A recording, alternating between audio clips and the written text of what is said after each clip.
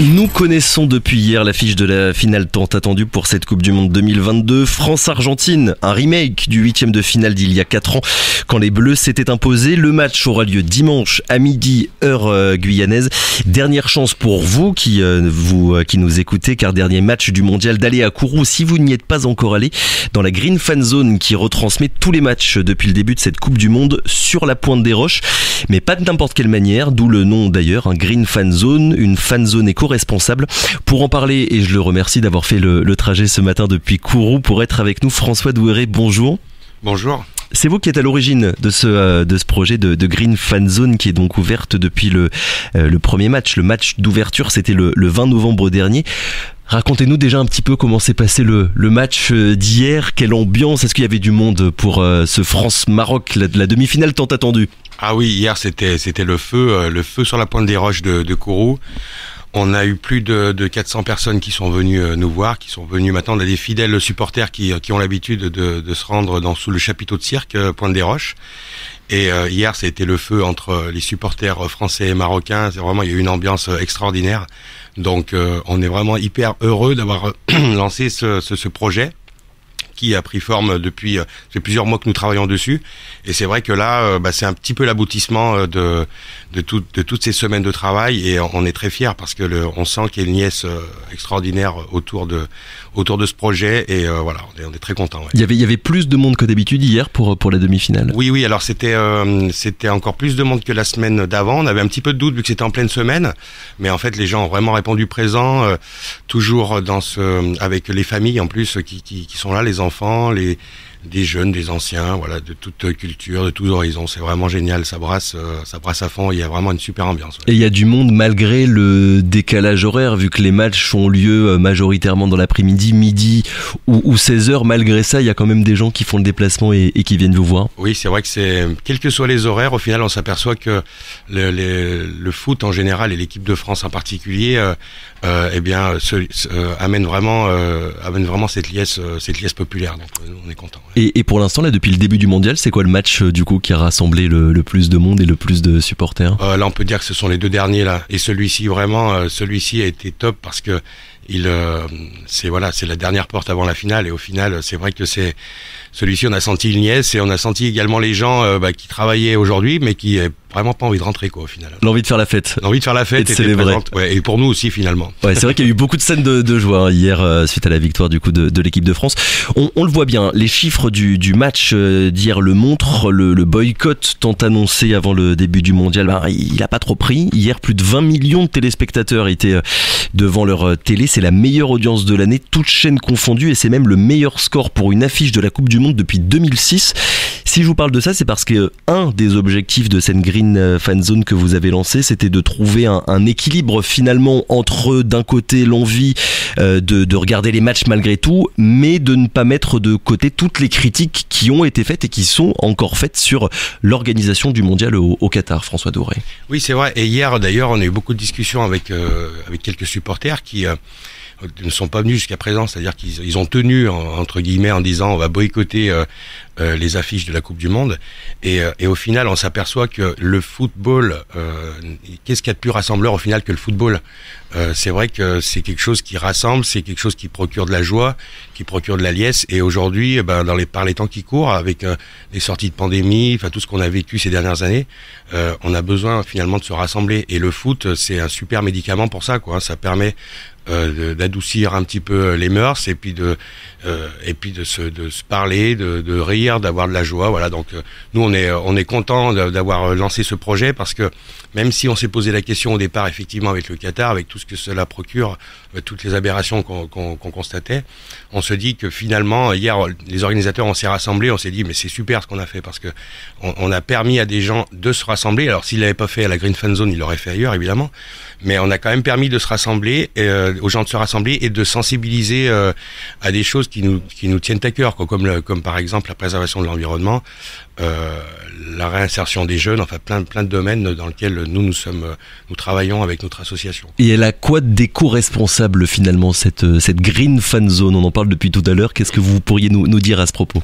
Alors nous, le côté green, évidemment, c'est un côté qui est un peu à la mode et souvent on nous dit, oui voilà, j'ai lu encore un magazine tout à l'heure en arrivant à Radio Pays, voilà, on nous parle d'un Noël green, etc.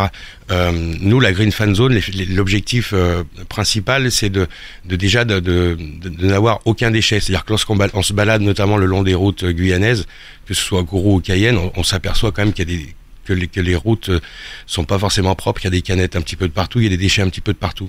Nous, on essaye, voilà, déjà de sensibiliser les gens en utilisant aucune canette, aucune bouteille plastique, aucun papier. Voilà, donc ça c'est par exemple un des aspects de la Green Fan Zone. On essaye aussi de réutiliser du mobilier, ne pas forcément acheter neuf, de donner une seconde vie aux objets. Et puis surtout par rapport à l'implantation de notre fan zone, on essaie d'avoir aucun impact écologique, c'est-à-dire on utilise des lieux existants avec qui sont desservis notamment par des pistes cyclables. Voilà, enfin c'est tout un processus qui fait que dans notre logique, on essaye lorsqu'on monte notre événement et lorsqu'on le démonte, eh bien que vraiment il y a eu aucun impact sur la nature et aucun impact écologique. Ça veut dire qu'il y a des gestes, il y a des pratiques éco-responsables, mais il y a aussi des actions que vous faites de sensibilisation pour parler un petit peu, on va dire sans détour, de tout ce que cette Coupe du Monde représente, à la fois sur le plan social mais aussi sur le plan environnemental. Oui, tout à fait. Alors on a plein d'affichages, notamment sur la Green Fan Zone, mais on a beaucoup travaillé aussi avec les écoles locales, notamment. On a reçu plus d'une centaine d'enfants, à peu près une centaine d'enfants, depuis l'école Michel Loyer, donc qui se situe à Kourou, et ça nous a permis d'échanger avec eux. C'était super parce qu'on s'aperçoit que les enfants ont plein de questions. Les enfants ont des questions même pour lesquelles on se doute pas forcément des choses, des questions qui se posent au final. Et ils nous ont fait des exposés notamment sur les pays. Nous avons également montré des choses sur le tri avec des cas concrets, c'est-à-dire où est-ce qu'on met une bouteille, où est-ce qu'on met un carton. Donc non, c'est vraiment top. Je dis pas c'était parce qu'il y a encore quelques jours au final. Il reste encore quelques matchs, plus beaucoup, mais il en reste encore quelques-uns. Voilà, mais c'est vraiment bien. Moi, j'étais super fier parce que je me dis à chaque fois que je revoyais partir les enfants, je me disais tiens, c'est quand même ce qu'on a fait, c'est bien. Il y a eu des échanges. Pour parler finalement autant de foot que d'écologie, c'est comme ça qu'on pourrait résumer la Green Fan Zone. C'est ça, et on se sert au final du foot, qui est hyper fédérateur, et on se sert du foot pour aborder des sujets importants. Comment elle vous est venue cette idée? Parce que j'ai fait des petites recherches avant cette interview, j'ai trouvé aucune autre Green Fan Zone ailleurs en France. Alors je ne sais pas ailleurs en Europe ou ailleurs en Amérique du Sud s'il y en a d'autres, mais en tout cas j'ai pas trouvé de contre-exemples, d'autres exemples. D'où est-ce qu'elle vous est venue cette idée? C'est vrai, alors moi j'avais déjà organisé une fan zone en métropole en 2018 qui a eu un grand succès. Et c'est vrai que là, avec le contexte actuel, je me demandais, par le biais de l'asso Cohésion Guyane, je me demandais si ça valait vraiment le coup d'en faire une, justement, avec le contexte du Qatar. Et en fait, comme on disait tout à l'heure, il n'y a rien de plus rassembleur que le foot. On a beau chercher tout ce qu'on veut, il y a la religion, il y a plein de choses, mais le foot, ça touche tout le monde, toutes les cultures, toutes les personnes, les anciens, les jeunes. Et du coup, plutôt que donc de boycotter, comme on disait tout à l'heure, on a décidé, au contraire, de l'effectuer, cette fan zone, mais de la sensibiliser, à des sujets importants. Une troisième voie, en quelque sorte, ni boycott, ni soutien absolu. Voilà, exactement. Exactement. Et on s'est beaucoup posé la question parce que c'est vrai que le boycott, souvenez-vous, il y a un mois de ça, tout le monde en parlait, quoi. Et les grandes villes, même moi, mes amis, etc. Plein de personnes me disaient non, mais moi, hors de question, quoi. Et même nous, lorsqu'on a dû monter l'événement, aller chercher les sponsors, c'était très très difficile parce que on nous disait quoi, la Coupe du Monde au Qatar, mais jamais. Et au final, on s'est dit, il faut vraiment qu'on arrive à, plutôt que de subir cette Coupe du Monde et de faire une fan zone traditionnelle, il faut qu'on arrive à justement saisir cette opportunité et effectuer cette fan zone par le biais de sujets importants. Et donc on a commencé à réfléchir par rapport à ça, ce qu'on pouvait faire, qu'est-ce qu'on pouvait amener de plus, nous, plutôt qu'une transmission traditionnelle de match, qu'est-ce qu'on peut amener de plus à cette fan zone. Et très vite, ça nous est venu cette idée. Et c'est vrai que voilà, moi j'ai trouvé ça super. On travaille beaucoup avec des jeunes en réinsertion, notamment par le biais du RSMA, qui nous aide pour l'organisation, que ce soit en cuisine, en sécurité.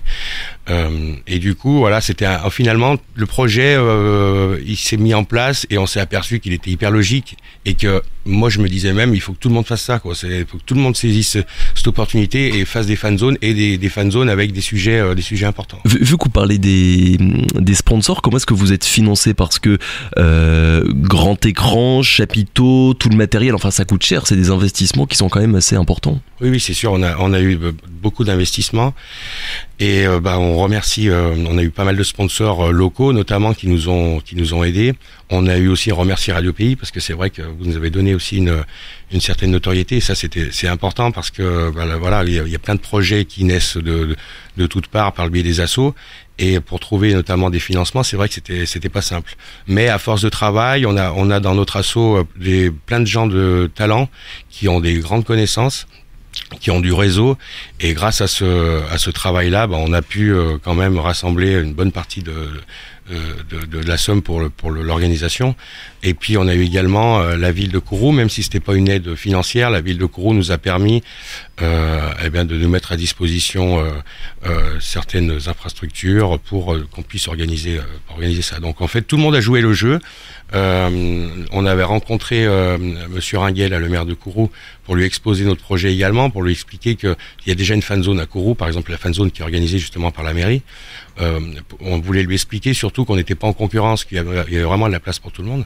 Et il a été super, il a joué le jeu, il nous a offert des goodies, enfin c'était top. Tout le monde a vraiment été bien dans ce projet. Il y a la question évidemment des sponsors, de l'argent, on l'a dit, ça coûte de l'argent d'organiser tout ça, mais il y a aussi l'accompagnement humain. Il y a beaucoup de bénévoles qui font partie du coup de votre équipe pour organiser, pour accueillir le public tous les jours. Oui, alors ça, pour le coup, c'est une Coupe du Monde de foot, mais nous, on est des sportifs et des rugbyman aussi. D'accord. Parmi les organisateurs, et c'est vrai que les rugbyman sont hyper solidaires, que ce soit les filles ou les garçons. Plus que les footballeurs. Du RCK, les deux, je pense, les footballeurs aussi.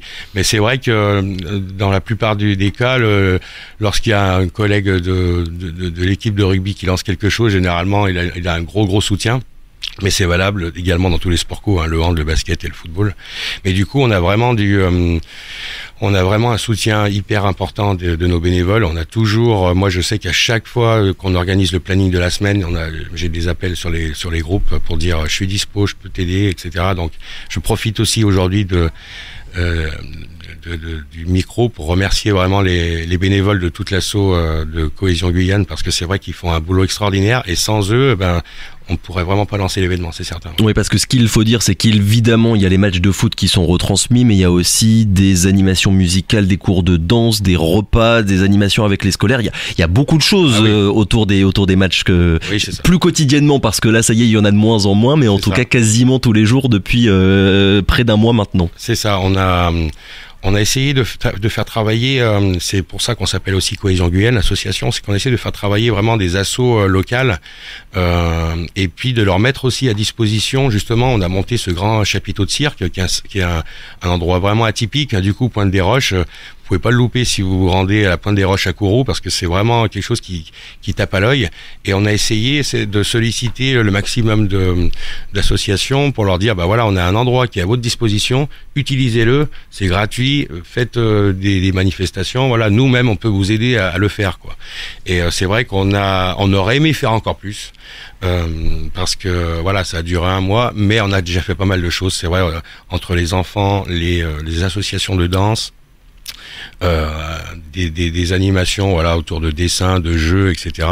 C'était déjà pas mal, quoi. Vous le referez à l'avenir. Vous avez parlé du rugby, je pense à la Coupe du Monde de rugby l'année prochaine. Il y a d'autres grandes compétitions internationales qui vont arriver dans les années qui viennent. Est-ce que vous avez envie que cette Green Fan Zone, elle se refasse dans les années à venir? Ah oui, de toute façon, maintenant, ce qui est sûr, c'est que si on part sur des événements comme ceci, on pourra plus revenir en arrière sur l'aspect green, c'est-à-dire qu'on repartira sur des événements à minima qui ont le fil rouge de respect environnemental. Après, voilà, il y a tellement de choses à faire. Oui, là, on va finir les quelques jours parce qu'on a un gros programme sur la fin de semaine. Et après, on va se reposer autour d'une table, tous les membres de l'asso, et on va regarder qu'est-ce qu'on peut à nouveau faire pour que les Kouroussiens et puis les Guyanais puissent profiter d'événements comme ça fédérateur. Donc plus que 2 matchs, la petite finale pour la 3e place Maroc-Croatie et la finale France-Argentine dimanche. Vous allez mettre en place certaines choses, certaines activités pour l'occasion ? C'est ça. Alors là, il y a plein de surprises qui attendent les supporters de l'équipe de France et notamment les supporters qui se rendront dans la Green Fan Zone, puisque grâce au soutien du tennis club de oui. Kourou, donc nous sommes actuellement sur leur site, c'est là que nous avons implanté le chapiteau. Grâce au soutien du TSCK, donc du tennis club, nous aurons la possibilité de mettre notre écran géant sur les terrains de tennis. C'est-à-dire nous allons pouvoir l'enlever du chapiteau de cirque pour le mettre sur le terrain de tennis. Pour accueillir plus de monde. Afin d'accueillir plus de monde. Donc là, on aura vraiment 2 terrains de tennis couverts. C'est-à-dire quel que soit le temps, on sait qu'on sera bien. Et en plus, le site est génial parce qu'il y a une résonance qui est extraordinaire. On se croirait vraiment dans une salle de concert. Ouais. Donc, oui, ça va être dur de s'entendre. Ça va être dur de s'entendre. Ça va être le feu à Kourou, ça va être le feu à la Pointe des Roches. Et puis plein d'autres surprises aussi vont être organisées, pour vraiment que cette journée de dimanche reste dans les mémoires des Kouroussiens, parce que c'est vrai que les finales, on s'en rappelle tous, 98, 2018, eh bien on a envie que 2022 aussi ce soit un truc sympa et notamment pour les Kouroussiens. Bon, malheureusement on se souvient aussi de 2016, de la finale perdue contre le Portugal. On va juste rappeler où ça se trouve pour ceux qui sont pas encore venus. Oui, donc c'est à Kourou, c'est à la Pointe des Roches, c'est face à la Tour Dreyfus. On peut pas le louper. On peut pas le louper. Franchement, c'est un des plus beaux endroits à Kourou, face à l'océan. C'est un site extraordinaire. Donc et c'est gratuit. Et c'est gratuit. Voilà. Et donc c'est gratuit. Donc il faut foncer. Donc aucune raison de pas y aller. Merci beaucoup François Douret. Merci à vous. Merci d'avoir été avec nous ce matin. Du coup, voilà pour parler de cette Green Fan Zone encore ouverte quelques jours avant la fin du mondial. Ce sera du coup dimanche. Merci beaucoup. Très bonne journée à vous.